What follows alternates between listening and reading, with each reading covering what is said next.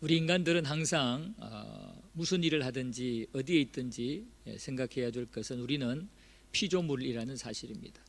우리 인간들은 피조물이에요. 하나님에 의해서 창조된 피조물인데, 그래서 창조주 하나님과 우리 피조물 인간은 분명한 차이가 있습니다. 그 대표적인 차이가 뭐냐면은 하나님은 전지전능하신 하나님이시고, 피조물인 우리 인간은 하나님이 만드신 그 의도대로 하나님의 그 주권 속에서 존재해 간다라는 겁니다. 우리 인간은 감각을 가지고 그 주어진 형편과 상황을 분별하며 판단하며 살아가도록 하나님이 창조하셨습니다. 그래서 동물이나 식물이나 우리 인간들에게 공통적으로 있는 감각은 육체적 감각입니다. 육체적 감각은 우리 인간들에게는 오감이라고도 하죠. 이 오감, 후각, 촉각, 미각, 시각, 청각, 이 오감을 가지고 현재 여러 가지 우리의 환경과 상황을 판단하고 분별합니다. 이것은 짐승들도 마찬가지고요. 식물들 중에도 또 이러한 감각을 가지고 상황을 분별하는 식물들이 있죠. 특히 동물들 같은 경우는 냄새나 또는 어떤 촉각이나 소리나 뭐 여러 가지 이 오감들을 가지고 상황들을 판단하고 경계하기도 하고 안심하기도 하고 그렇게 하죠. 우리 인간들도 마찬가지예요. 이 오감을 가지고 상황을 판단하죠. 만약에 이 오감 중에 하나라도 문제가 생기게 되면 생활에 굉장히 타격을 입습니다. 그리고 상황을 분별하고 판단하는데 결정적인 그러한 장애가 되죠. 오감, 바로 인간에게는, 피조물된 인간에게는 이런 육적 오감이 있고요. 그 다음에 동물이나 다른 피조물들에게 없는 감이 하나 있어요. 그게 바로 영감입니다. 우리 인간들에게는 영적 감각이 있습니다. 이 영적 감각은 인간들에게만 주신 겁니다. 그래서 우리가 항상 생각해야 될 것은, 우리 인간들은 하나님의 피조물로서 하나님이 주신 영적인 감각, 육적인 감각이 있다는 것을 생각해야 됩니다.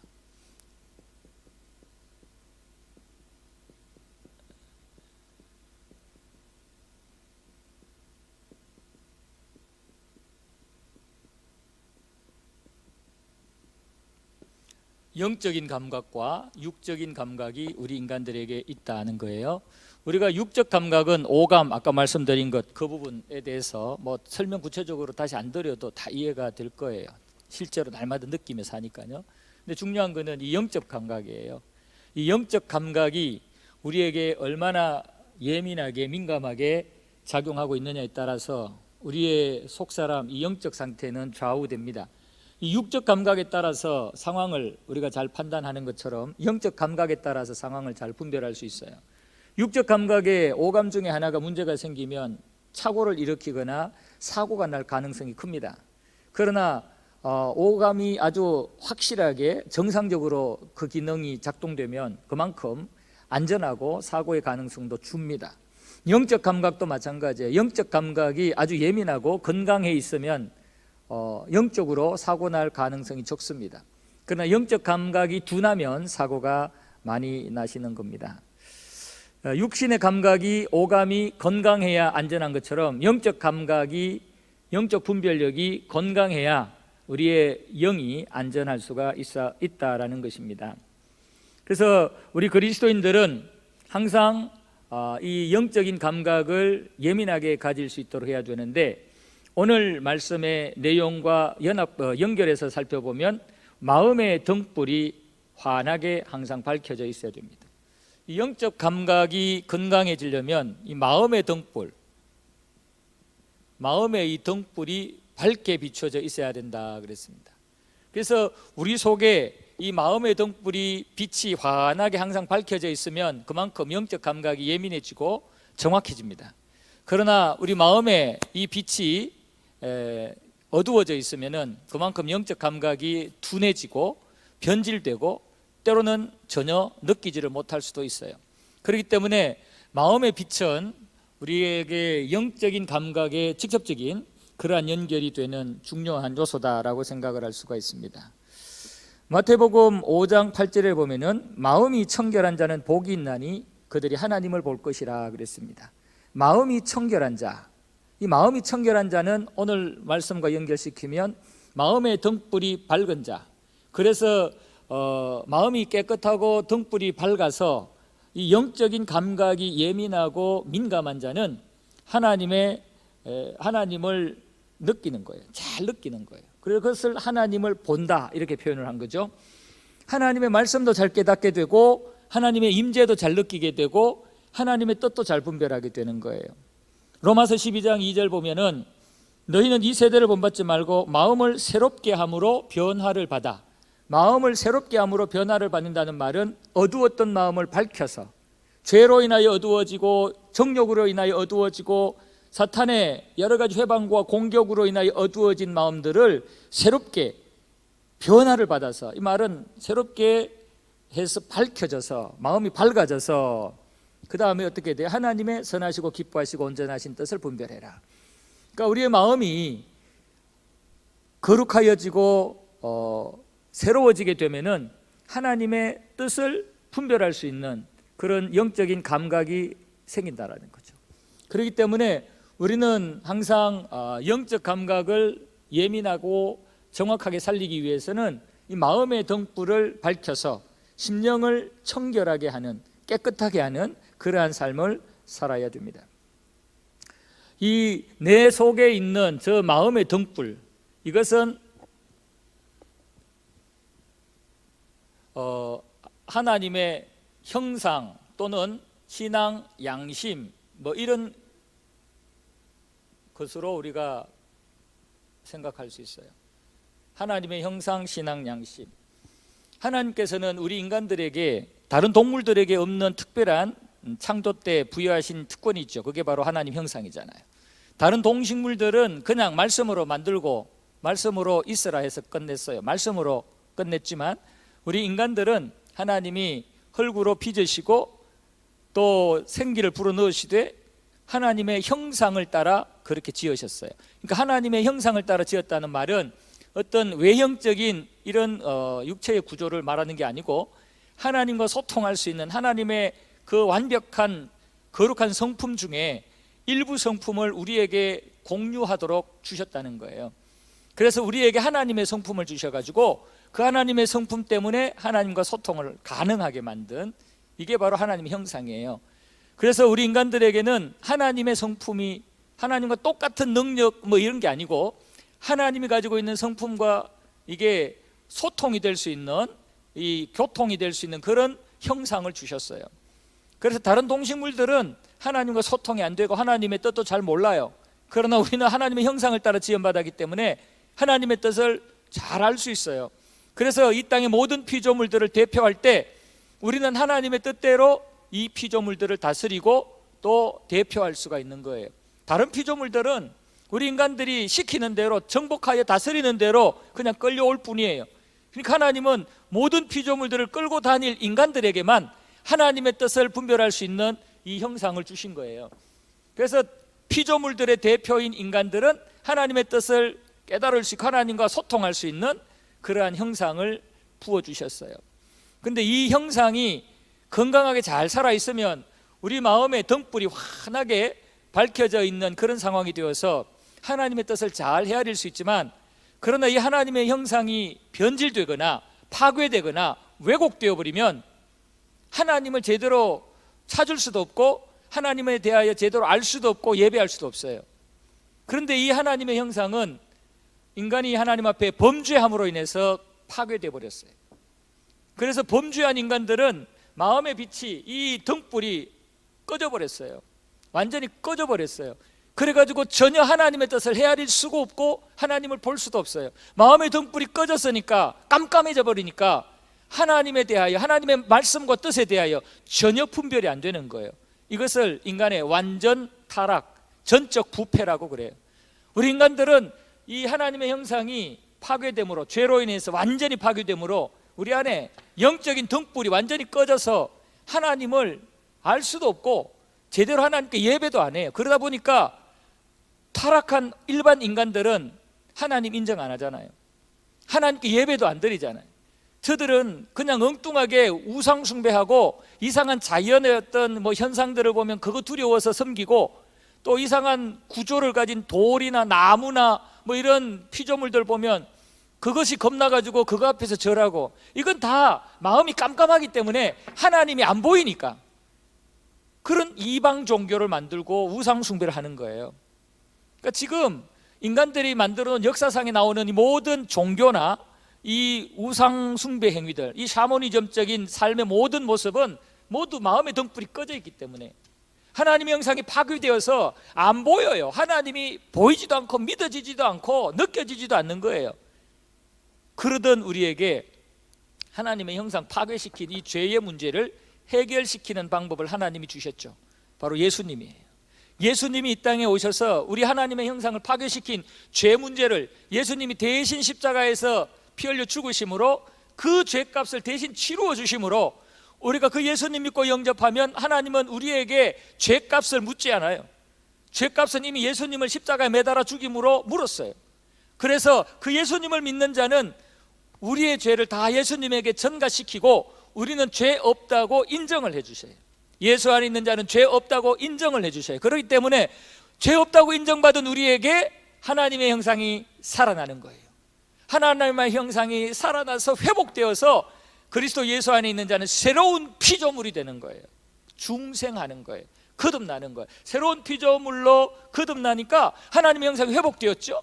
하나님의 형상이 회복되니까 마음의 등불이 다시 활활 타오르고 밝게 비치게 되는 거예요. 우리 마음에 이 하나님의 형상이 회복되고 이 영적인 분별력과 통찰력이 다시 살아나게 되니까 하나님이 창조주로 믿어지고 예수님이 구원자로 믿어지고 성령님이 지금 우리 안에 거하시는 걸로 믿어지고 받아지고 66권 하나님의 말씀이 진리의 말씀으로 믿어지고 받아지는 거예요.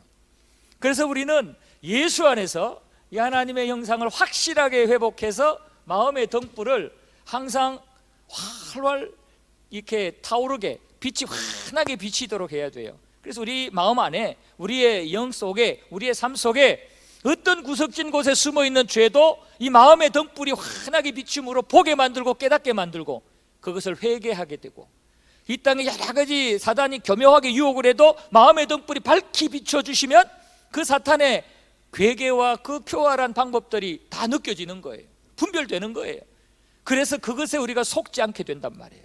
그래서 우리는 날마다 이 마음의 등불이 밝혀 있는지를 항상 점검해야 돼요. 우리 주님께서 오늘 이 바리새인과 율법사들 어리석은 질문을 하는 이들의 그 모습을 보면서 저들이 지금 저렇게 엉뚱한 표적을 계속 구하는 것은 마음의 등불이 꺼져 있기 때문에 마음의 등불이 켜져 있지 않기 때문에 저렇다라는 거예요.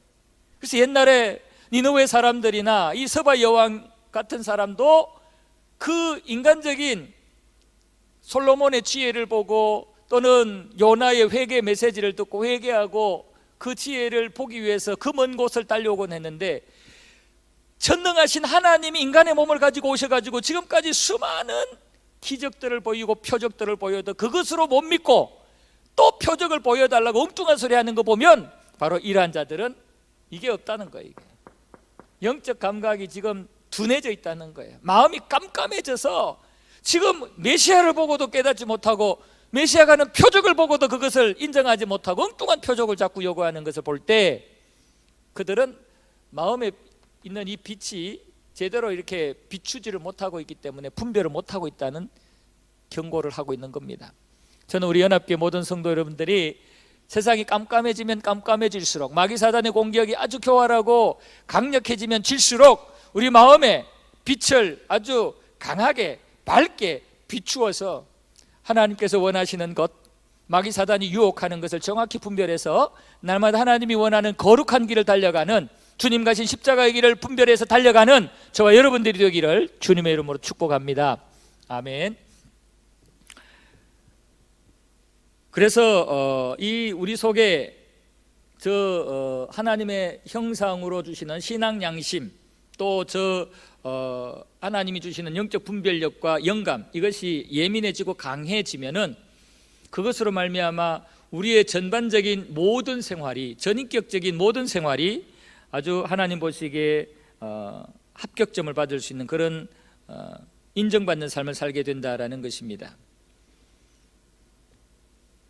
36절에 보면 네 온몸이 밝아 조금도 어두운 데가 없으면 등불의 빛이 너를 비출 때와 같이 온전히 밝으리라 그랬습니다. 그러니까 등불이 우리에게 환하게 비치면 우리의 전반적인 모든 삶이 이 빛의 통제를 받아서 어둠 없는, 죄와 사망에 끌려다니지 않는 그러한 삶을 살게 된다는 말씀을 주시는 것입니다.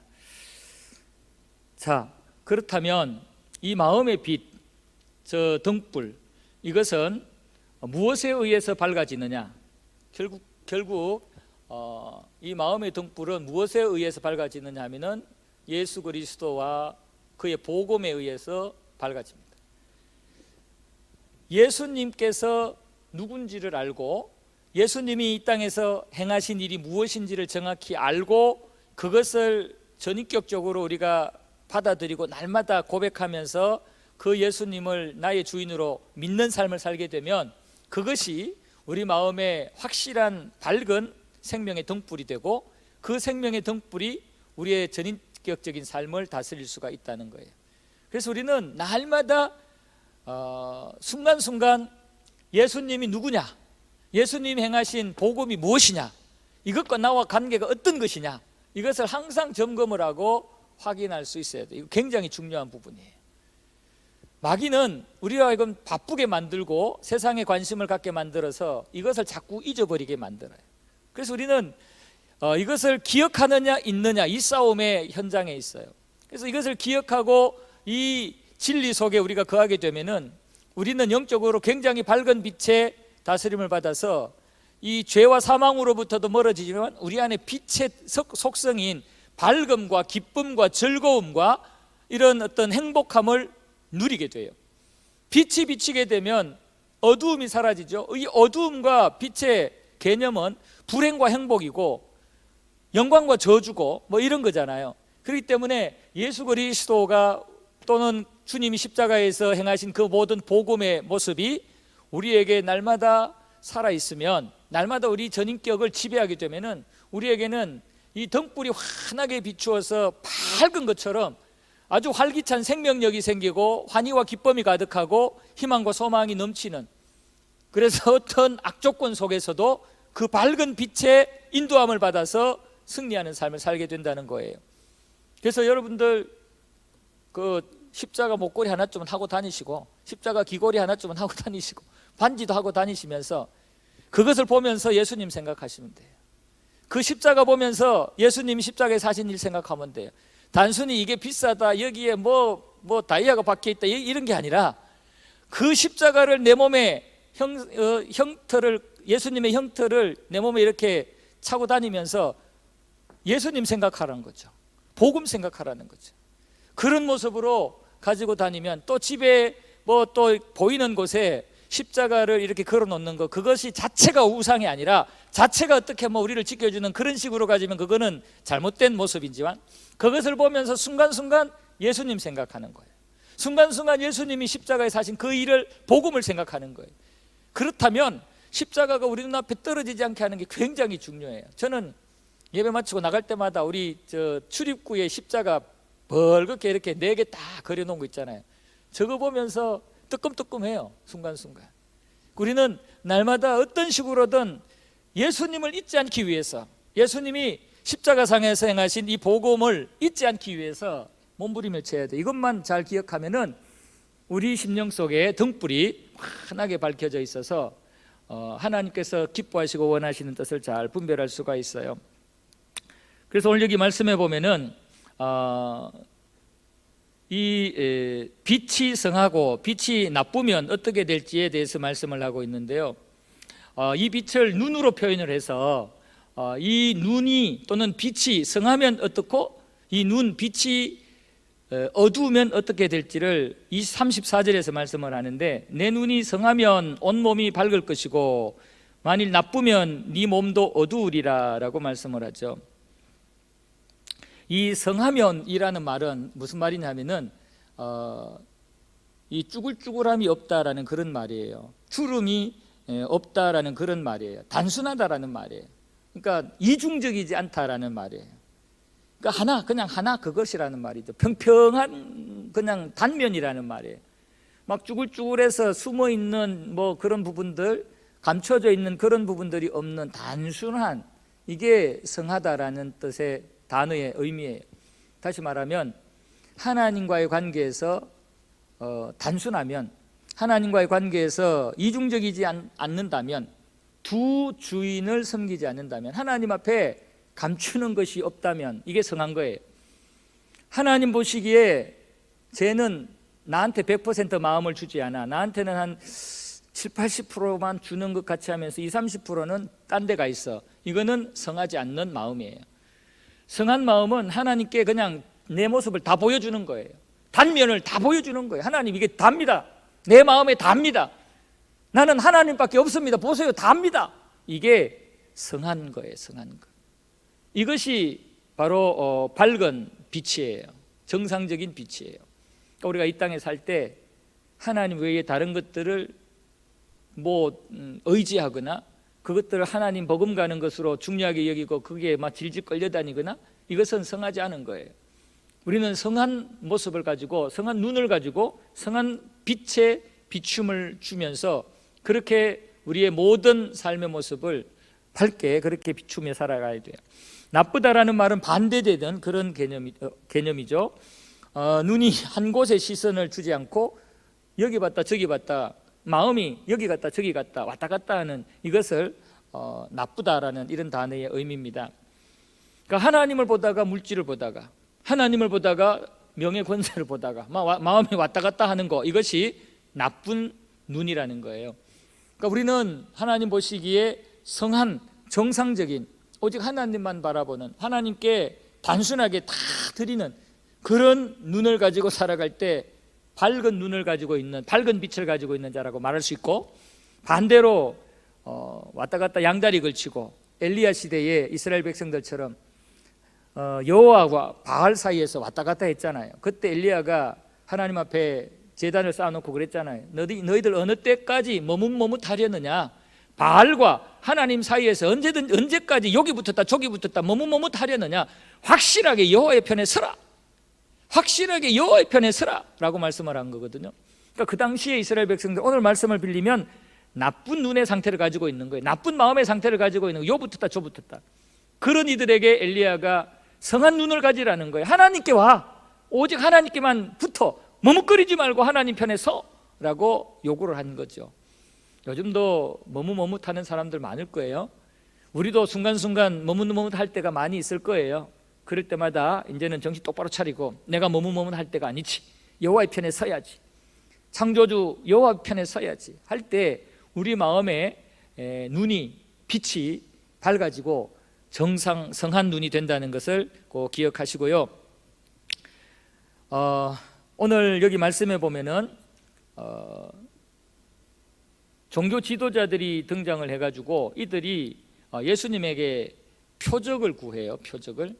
예수님이 이미 귀신도 쫓아내고 중풍병도 고치고 나병도 고치고 사람이 할 수 없는 그런, 창조주 하나님만, 메시아만 할 수 있는 그런 표적을 많이 보여줬는데 계속해서 표적을 구하는 거예요. 그래서 주님께서 그들에게 말하기를, 타락한 세대는 이런 표적을 계속 구하는 세대다라고 말씀을 합니다. 그래서 두 번째 우리가 생각할 것은 타락한 세대, 악한 세대입니다. 악한 세대. 악한 세대는 날마다 엉뚱한 표적을 구합니다.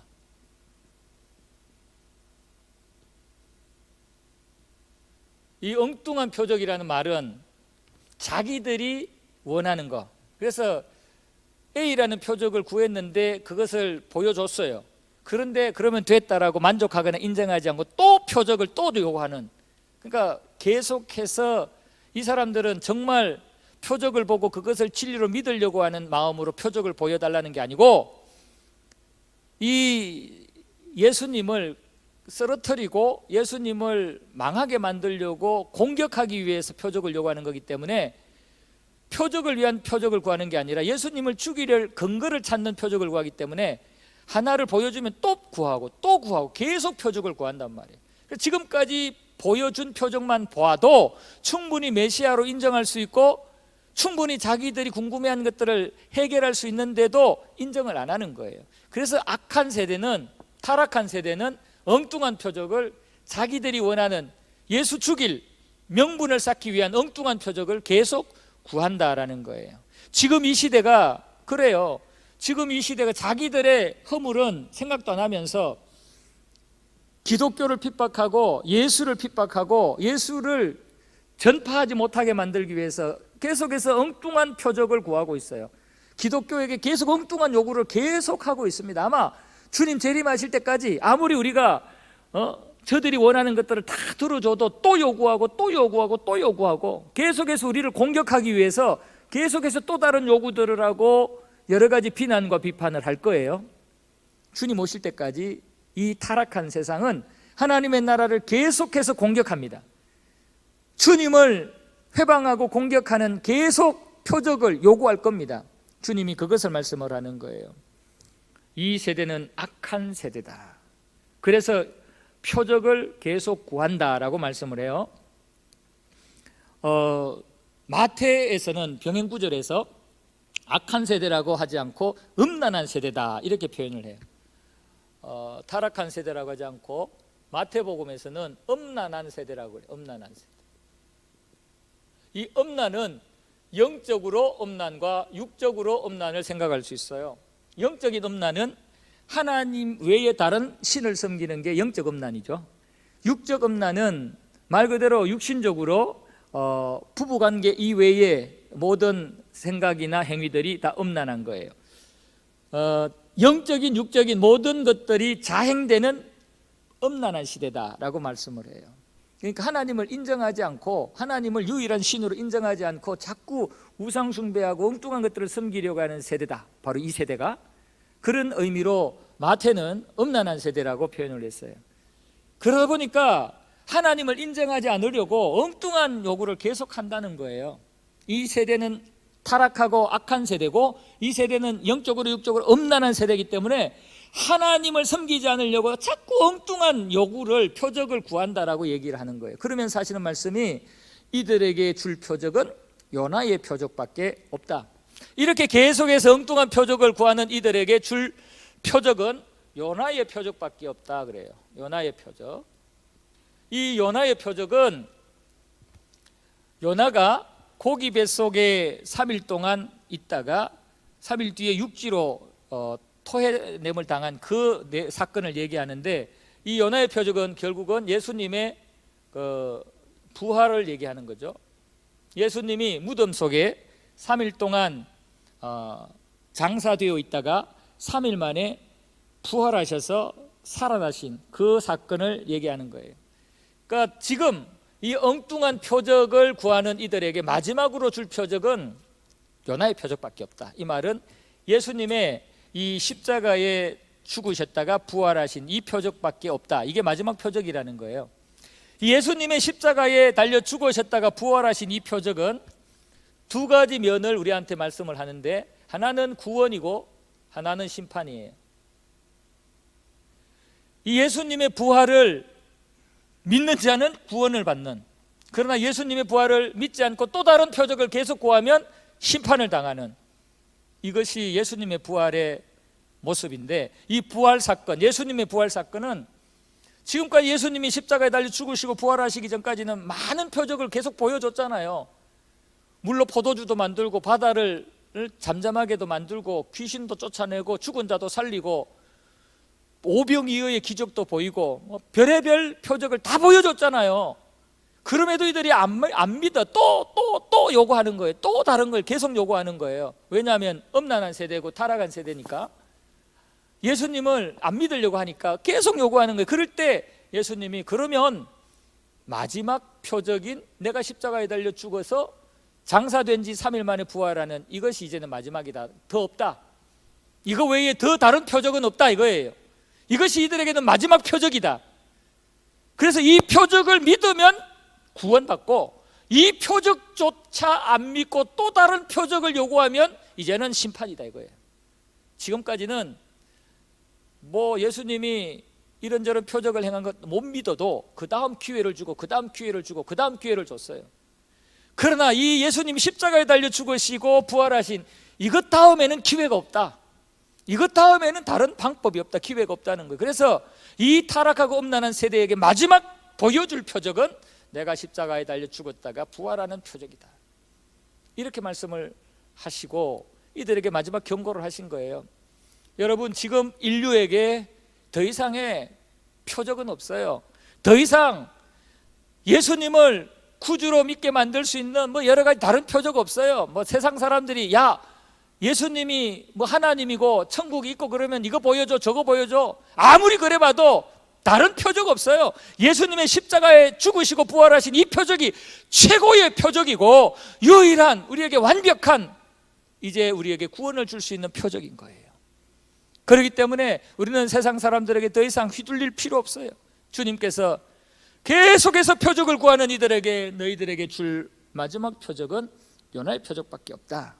그렇게 말씀을 하시면서 마지막에 심판의 때에 두 가지 현상이 있을 것을 예를 들어서 말씀을 하는데, 하나는 서바 여왕이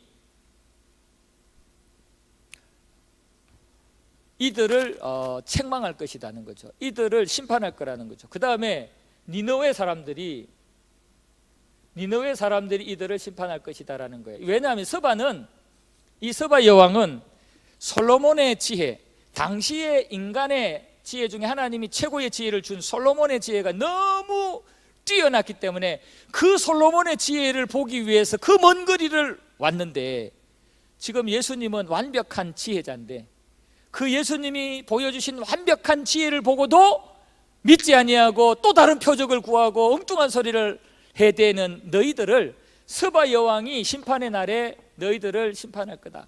그러니까 따질 거다라는 거예요. 당신들 이 바보야, 나는 솔로몬의 지혜의 소문만 듣고도 너무너무 놀래가지고 그 먼 거리를 갔는데 당신들은 완벽한 하나님이신 예수님의 지혜를 보고 듣고도 왜 못 믿었냐 이 바보 멍청이들아 할 거란 말이죠, 서바 여왕이. 그리고 이 니느웨 사람도 마찬가지예요. 우리는 요나의 그 메시지를 듣고도 옷을 찢으면서 금식하며 회개하고 하나님 앞에 용서를 구했는데, 당신들은 하나님이신 예수님이 직접 와가지고 말씀하는데 왜 죄인임을 깨닫지 못하고 회개하지 못하고 엉뚱한 표적만 요구하냐 이 바보 멍청이들아. 니느웨 사람들이 이렇게 할 거라 이 말이에요. 그러니까 주님이 지금 답답한 거죠. 주님이 지금 이 엉뚱한 표적만 요구하는 이 종교 지도자들, 겉으로는 거룩한 예복을 입고 있고 그냥 겉으로는 종교생활 잘하는 것 같은데 실제로는 이 마음의 빛이 완전히 꺼져가지고 바로 곁에 있는 지혜의 근본이신 예수님도 몰라보고 그 메시아의 놀라운 능력들을 행하는 그 예수님도 몰라보는 이들이 답답한 거예요. 그래서 너희들에게 마지막 보여줄 표적은 조금 있다가 내가 십자가에 달려 죽었다가 살아나는 그 부활 사건이다. 그리고 너희들 나중에 심판의 때에 이 서바 여왕이 니느웨 사람들이 니들 책망할 거다. 니들 이 어리석고 못난 부분들을 지적할 거다. 이렇게 말씀을 하고 있는 거죠. 여러분, 지금도 우리가 그럴 수 있어요. 주님이 보실 때 목사인 제가 그럴 수 있고 수십 년 신앙생활한 여러분들이 그럴 수 있어요. 우리는 우리의 모습을 자세하게 살펴서 우리의 마음의 빛이, 등불이 얼마나 예수 그리스도로 말미암아 환하게 밝혀져 있는지, 얼마나 단순하게 전적으로 하나님만을 바라보고 있는지, 세상이 점점 잘 살게 되고 물질이 풍성해지고 인간들의 과학이 발전하고 편리해지고 여유가 생기다 보니까 자꾸 우리 마음이 이게 이중 삼중으로 자꾸 찌그러들어요. 하나님께 감추려고 그래, 외식하려고 그래. 하나님 앞에 거룩한 척하면서 뒤에는 엉뚱한 생각들, 의심들, 세상을 향한 여러 가지 유혹에 넘어가가지고 거기에 지금 양다리 걸치고 있는 모습들이 잔뜩 있으면서도 주님 보실 때는 안 그런 척하는 이런 모습이 저와 여러분들에게 있을 수 있거든요. 참 힘들죠. 이 문명이 발달한 시대에서 하나님 앞에 밝은 등불을 가지고 하나님의 거룩한 형상을 회복해서 온전히 살기가 참 어려워요. 워낙 유혹이 많으니까. 그럼에도 불구하고 우리를 정신 똑바로 차리고 날마다 우리를 십자가의 보혈로 씻어내면서 쭈그러진 부분, 감추어진 부분, 하나님 앞에 외식하는 부분, 하나님 앞에 게을른 부분, 이런 부분들이 있으면 빨리빨리 발견해서 피고 그곳에 밝히고 그곳에 하나님의 은혜를 쏟아부어서 하나님 보시기에 성한 그런 영적인 눈을 가지고 또 저 밝은 등불을 가지고 영적인 그 분별력과 통찰력을 가지고 영감을 예민하게 가져서 우리 하나님이 보실 때 참 흡족해 할 수 있는, 하나님의 얼굴에 미소를 머금게 만드는, 그래 너희들의 진심을 알겠어, 좋아 이런 하나님의 마음이 들게 만드는 우리 연합교회가 되고 우리 성도 여러분들이 되기를 바랍니다. 아멘. 우리 함께 찬송하겠습니다. 278장 우리의 모습을 돌아보면서 혹시 어두운 부분이 있는지, 또 하나님 앞에 숨기고 있는 부분, 감추고 있는 부분이 있는지 돌아보면서 잘 정리하시고 회개하는 마음으로 등불을 밝히는 그런 마음으로 찬양하겠습니다. 278장 찬송입니다.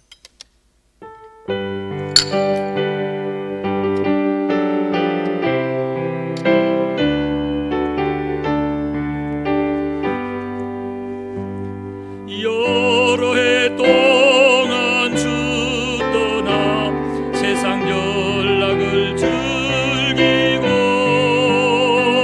저 흉악한 죄에 빠져서 주 은혜를 잊었네.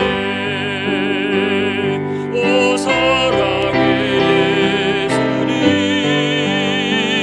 내 맘을 건져옵니다. 곧 들어와 나와 동거하며 내 생명이 되소서. 아멘. 죄악에 죽을 인생을 심히 불쌍히 여기서 저 하늘의 영광 버리고 이 세상에 오셨네. 오 사랑의 예수님, 내 맘을 건너옵니다. 곧 돌아와 나와 함께하며 내 생명이 되소서. 공포를 입은 구주는 다시 멸류관 서시고 저 십자가 높이 달리사 그 아픔을 참았네. 오 사랑의 예수님, 내 맘을 건너옵니다.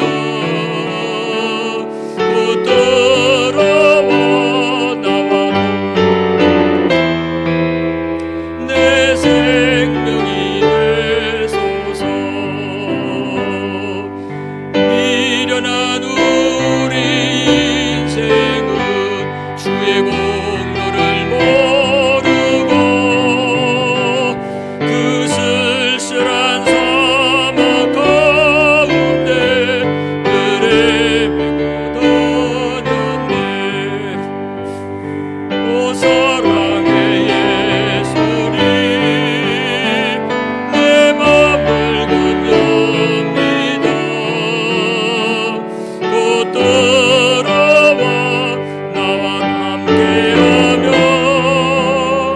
내